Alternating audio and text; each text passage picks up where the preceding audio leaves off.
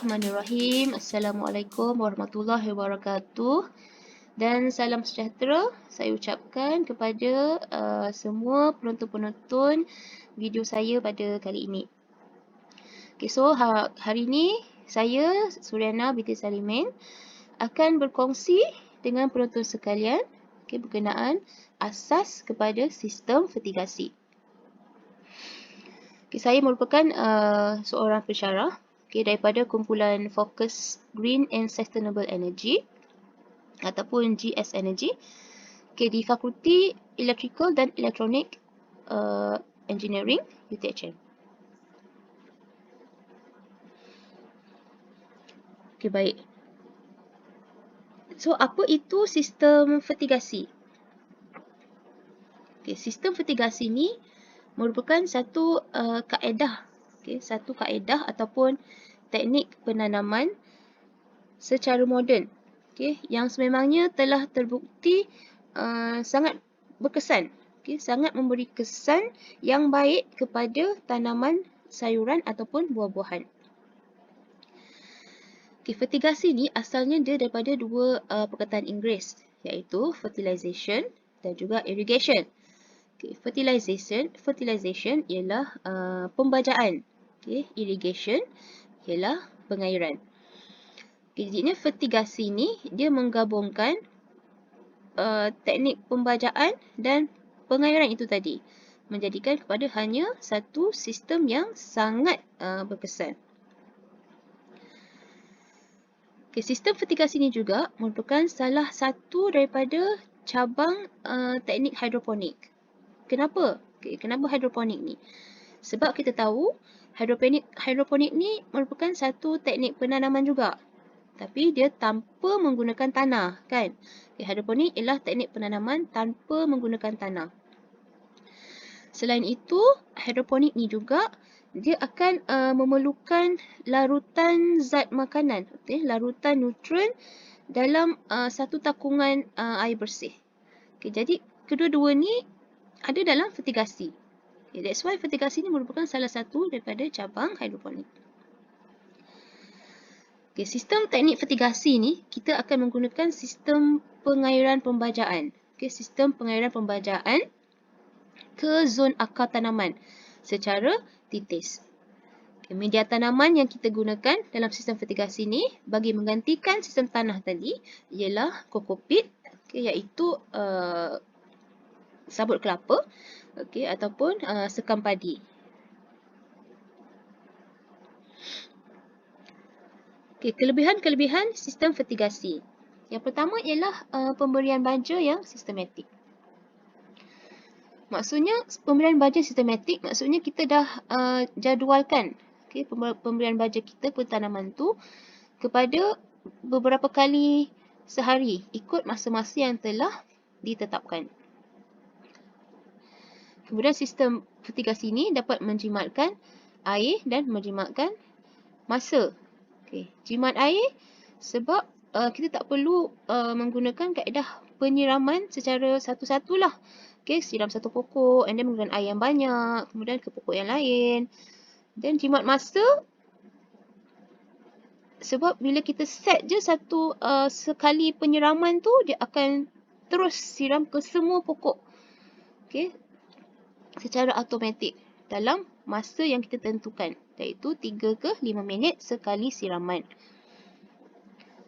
Kemudian sistem fertigasi ini juga disebabkan kita tidak menggunakan tanah, jadi sistem ini kita boleh elakkan daripada serangan penyakit bawaan tanah. Seperti virus-virus lah, virus-virus yang sentiasa menunggu perumah kat tanah tu. Hasil yang lumayan. Ini memang dah banyak lah Sistem fertigasi ni sebenarnya dapat membuahkan hasil yang berganda, 2 ke 3 kali ganda daripada kita menggunakan sistem konvensional.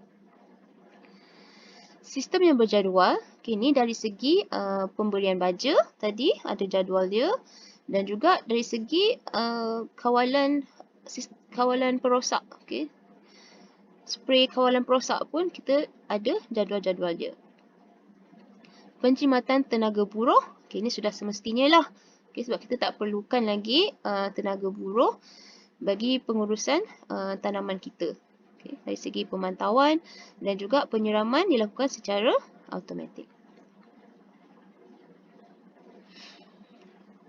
Okay, jenis-jenis tanaman yang sesuai untuk sistem fertigasi ni adalah sayuran yang berbuah ataupun buah-buahan lah. Okay, jenis sayuran yang berbuah ataupun buah-buahan. Kat sini kita ada contohnya tomato, okay. Ni ada timun Jepun ataupun pokok terung, pokok bendi, okay. And then ada buah rock melon. Kemudian kita ada cili besar dan juga cili padi, okay. Cili sentil lah biasa cili sentil ataupun ada jugalah cili kampung. Apa-apalah tanaman yang jenis berbuah, kita boleh gunakan teknik sistem fertigasi.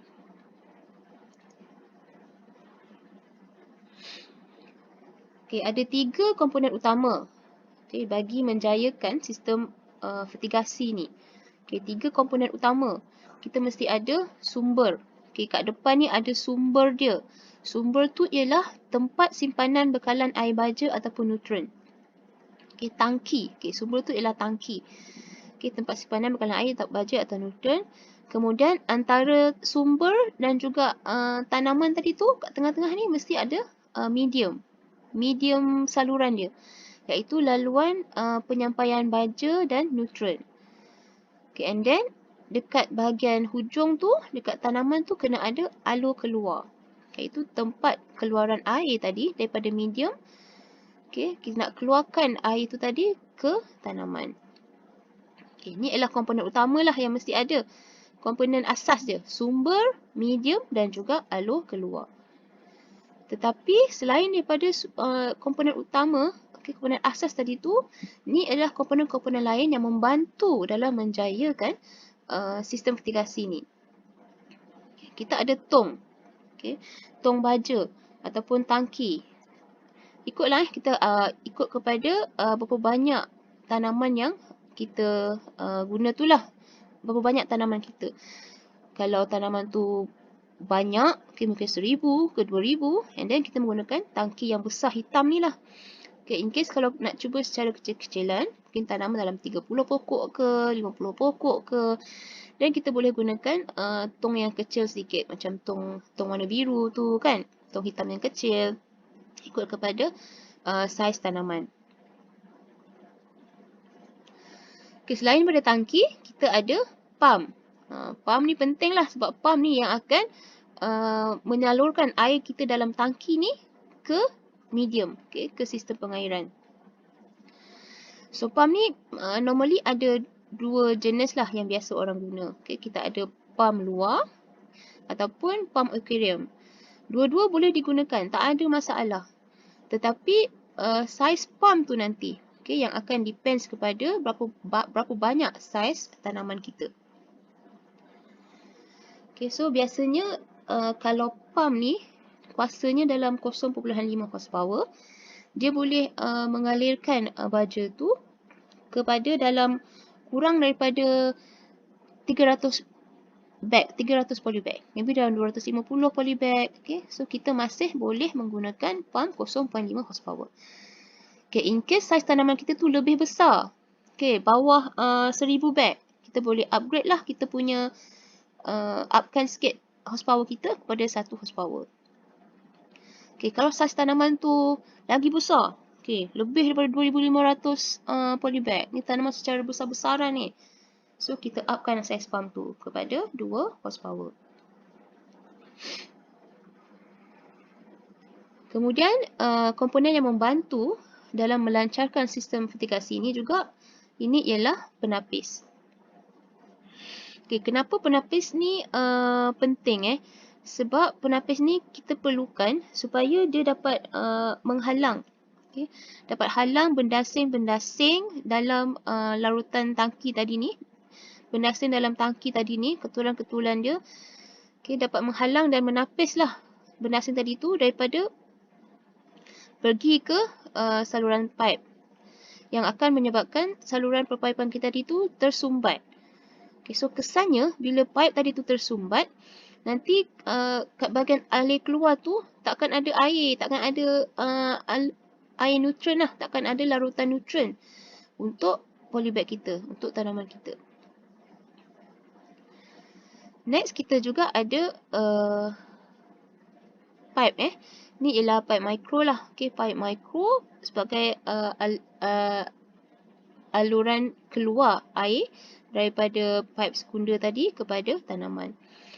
Okay, so hujung pipe micro ni, tube micro ni, kita akan menggunakan dripper. Okay. Dripper ni nanti akan membantu mengawal pengaliran air daripada microtube tadi ni, daripada tube micro, supaya aliran keluar tadi tu tidak secara banyak. Okay. Dan dripper ni yang kita katakan sebagai pengairan secara titis. Okay, dia akan mengeluarkan larutan baja tadi tu secara titis kepada media tanaman. Okay, next is pemasa. Ini ialah pemasa ataupun timer. So dekat timer ni kita akan set berapa kali siraman dilakukan dalam masa sehari, dan juga satu siraman tu nanti kita boleh set juga berapa minit untuk sekali siraman. Biasanya satu siraman kita akan buat 3 ke 5 minit dan 4 ke 5 kali siraman dalam masa sehari. Okay, next. Ini ialah contoh pengairan. Okay, pengairan daripada pipe utama. Okay, kat sini kita nampak tangki. Okay, ni ialah pam air. Okay, so pam ni nanti akan menarik air keluar daripada bawah tangki ni dan terus ke sistem pengairan. So, sebelum sistem pengairan ni kita letakkan filter. Okay, untuk menapis tadilah bendasing-bendasing daripada keluar ke sistem perpaipan sekunder kita. Okay, dalam ni kita nampak ada return valve. Okay, return valve ni juga adalah satu kaedah yang sangat penting untuk sistem kita ni. Okay, tujuan return valve ni ada dua lah. Okay, satu ialah untuk mengurangkan tekanan air. Okay, untuk kurangkan tekanan air yang keluar ke sistem pengairan kita ni. So, kat sini kan tekanan air kita kuat. So, bila nak kurangkan tekanan air ni keluar ke sini, so dia akan pergi ke return valve dan masuk semula ke tangki. Okay, kedua tujuan return valve ini adalah untuk memutuskan tekanan atmosfera. Okay, nak putuskan tekanan udara yang akan menyebabkan air tu nanti berterusan keluar daripada tangki. Okay, walaupun pam air ni nanti ditutup. Faham tak? So, maksudnya, kalau tak ada return valve ni nanti, walaupun kita dah set masa 3 minit saja pam tu berfungsi. Okay, dan pam tu akan mati. Tapi, kalau tak ada return valve ni, walaupun pam tu akan mati, okay, air tu akan sentiasa mengalir ke tanaman dan akan mengosongkan tangki dengan cepat lah. Okay, so dah kira pembaziran larutan nutrien kat situ. So, that's why sistem perpaipan ni, pengairan daripada pipe utama ni, kita perlu untuk ada return valve ni. Tak kira lah pam jenis di luar ataupun pam jenis di dalam, mesti ada return valve. Okay, ni contoh sketch sistem pengairan fertigasi. So, kita ada tangki kat sini, okay, dan ada pam aquarium pam kat dalam. So, dia akan sedut air keluar. Akan ada injap kat sini untuk mengawal pengeluaran air ke tanaman. Okay, kat sini kita tengok ada dua baris. Okay, dua baris polybag. So, jarak yang dicadangkan untuk baris ke baris, baris pertama, baris kedua, ialah jarak dia dicadangkan adalah 4 kaki. Okay. Antara polybag ke polybag, jarak yang dicadangkan ialah 2 kaki. So, kat sini kita tengok satu saluran pipe sekunder ni, dia akan mengalirkan air ke satu baris tanaman. Ada lagi satu jenis penyusunan polybag, kita boleh juga buat dia bersilang. So maksudnya dalam satu pipe ni dia boleh alihkan kepada 2 baris tanaman lah, kiri kanan susunan dia. So tak kisah, dua-dua boleh digunakan. Tapi jarak antara baris pertama dan baris kedua ni mesti lebih kurang 4 kaki. Kenapa? Supaya memudahkan kita untuk pemantauan penuaian hasil nanti. Okay, next ialah pembajaan. Okay, ada 2 jenis baja yang akan kita gunakan. Okay, iaitu baja jenis A dan juga baja jenis B. Okay, di mana baja-baja ni sebenarnya dalam A dan dalam B ni adalah kandungan nutrien-nutrien dia yang terbaik. Okay. Baja-baja ni biasanya dalam bentuk serbuk. Okay, serbuk A dan serbuk B. So, setiap serbuk ni nanti kita akan larutkan ke dalam tong yang besar. Okay, tong yang berasingan. Okay, baja serbuk tadi ni kita larutkan ke dalam tong A. Okay, untuk menjadi satu larutan yang pekat. Okay, and then baja B, serbuk B tadi kita larutkan dalam tong B. Tong yang lain tong yang berasingan. Supaya menjadi satu larutan baja yang pekat. Okay, ada sukatan-sukatan yang tertentulah untuk kita campurkan ke dalam tong yang besar nanti ni, tangki nutrien tadi ni. So, ini semua bergantung kepada usia pokok. Okay, dengan bacaan isi meter yang betul. Okay, nak campurkan tong ni sebenarnya kita ambil semua ni tau. Kita ambil hanya dalam mungkin 1 liter ataupun 2 liter baja A dan 2 liter baja B, campurkan ke dalam tong yang besar. So, bila kita ukur kepekatan larutan tadi tu nanti, baru kita akan tahulah perlu atau tidak kita tambahkan lagi kandungan baja A ataupun baja B tadi. Okay, so, kaedah pembajaan ni adalah mengikut usia pokok. Okay, ini ialah alat pengukur kepekatan. Okay, kita panggil sebagai EC meter, iaitu Electrical Conductivity Meter. So, ukuran dalam unit Siemens per meter atau microsiemens per meter. Okay, pengukuran ni, bila masa kita nak ukur, bila masa kita nak gunakan EC meter ni. Okay, setiap kali bancuhan baja dibuat. Okay, setiap kali kita campurkan baja A dengan baja B ke dalam tong campuran tadi tu, setiap kali tu kita akan menggunakan EC meter. Okay. So, bacaan kepekatan ni, bacaan kepekatan baja tadi tu biasanya adalah antara 1 hingga ke 3. So, bergantung kepada usia pokok kita. Okay, biasanya pokok yang kecil, okay, dalam masa usia dia kurang daripada 3 minggu, okay, kita gunakan mungkin dalam 1.5 bacaan dia. Okay. Bila pokok tu semakin membesar, okay, 3 minggu seterusnya kita naikkan sedikit bacaan kepada 1.8. Okay, 3 minggu seterusnya naikkan lagi kepada 2.1, 2.5 hingga boleh mencecah kepada bacaan 3 lah. Okay, bergantung kepada usia pokok kita. Okay, ini tadi media tanaman. Okay, kita akan gunakan kokopit, iaitu sabut kelapa ataupun sekam padi. Okay, sekam padi. So, sebenarnya kokopit ni, sabut kelapa ni, dia ada ruang udara dalam 20 hingga 40%. Okay, kemudian dia juga boleh lebih memegang air daripada sekam padi. Kadar pegangan air dia tinggi lah. Okay, and then dia lebih tahan lama. Okay, sekam padi ni lebih murah dan mungkin lebih mudah didapati di pantai-pantai timur. Okay, tapi kita kat bahagian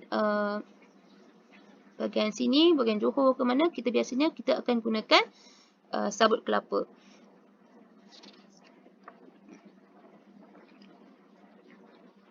Okay, next ialah jenis-jenis fertigasi. Alright, sebelum saya sentuhlah kepada jenis-jenis fertigasi ni, sedikit pengenalan lah. Kita ada dua jenis lah fertigasi yang utama, iaitu fertigasi secara terbuka dan juga fertigasi secara tertutup. Gambar yang kedua ni ialah merupakan fertigasi secara tertutup. Okay, kat sini maksudnya tertutup tu maksudnya kita akan menggunakan satu struktur perlindungan, okay, iaitu dinamakan sebagai rumah lindungan hujan. Okay, nama pun rumah lindungan hujan kan.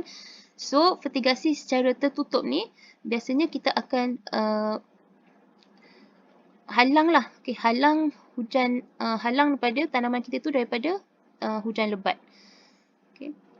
So, hujan lebat tadi tu nanti sebenarnya akan efek kepada kita punya kepekatan larutan baja yang kat dalam medium tadi ni.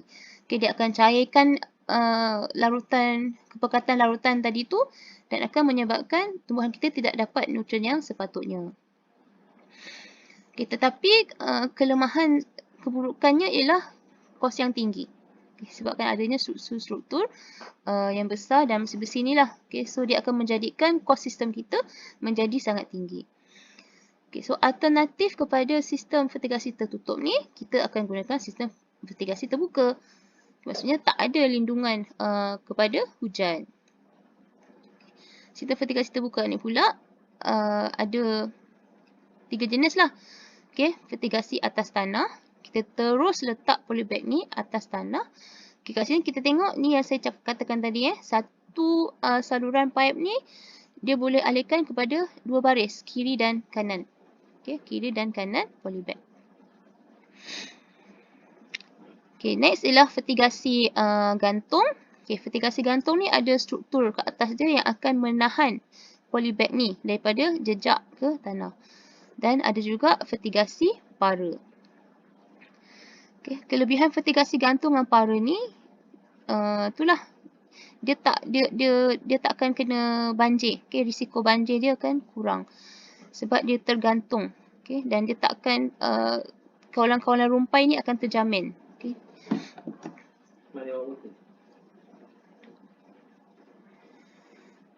Okay, next ialah pengurusan dan penyelenggaraan sistem.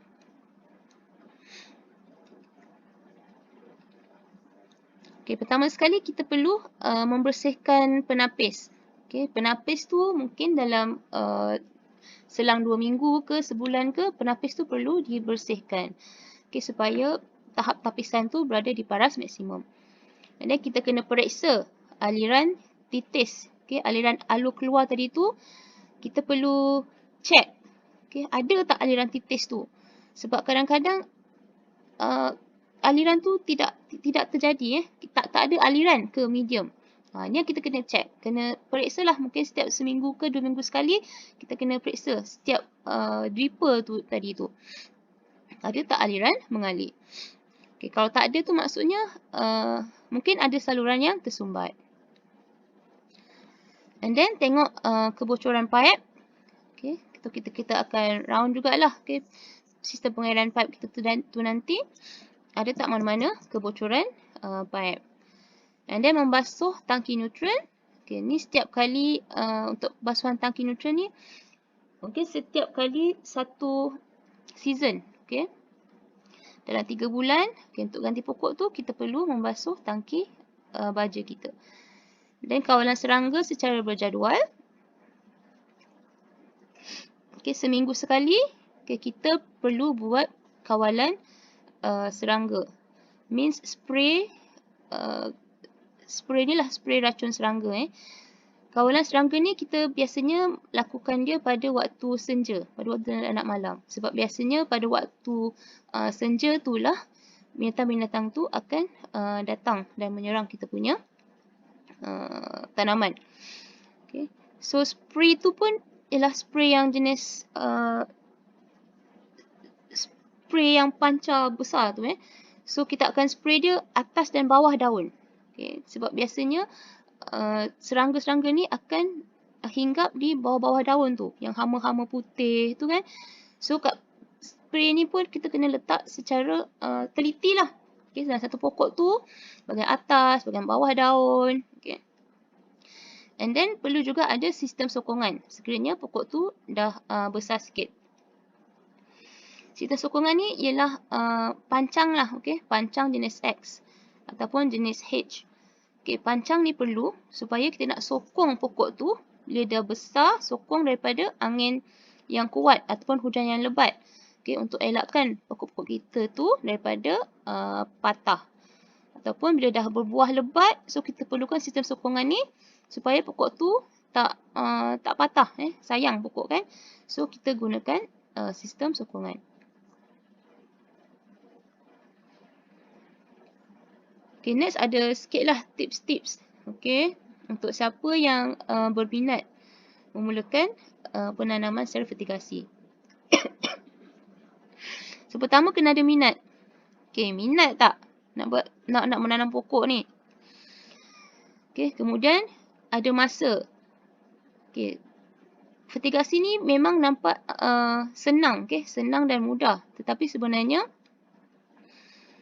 kena tengok juga cukup tak kita punya masa tu, okay, untuk menyediakan tapak, okay, untuk memantau, okay, untuk kita check lah, okay, untuk kita pantau tanaman tu, untuk kita masa menuai tu memerlukan masa yang lama, okay, semua tu kita perlu fikir.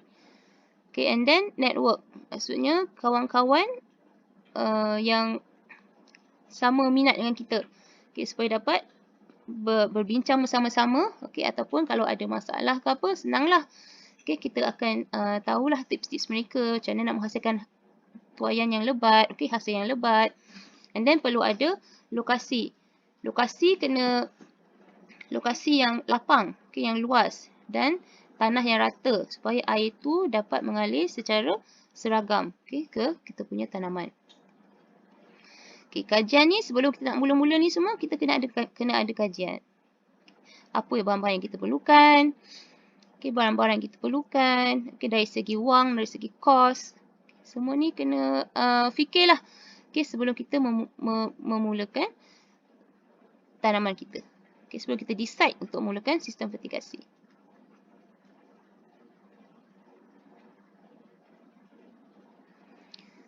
Okay, so sekian perkongsian saya pada kali ini.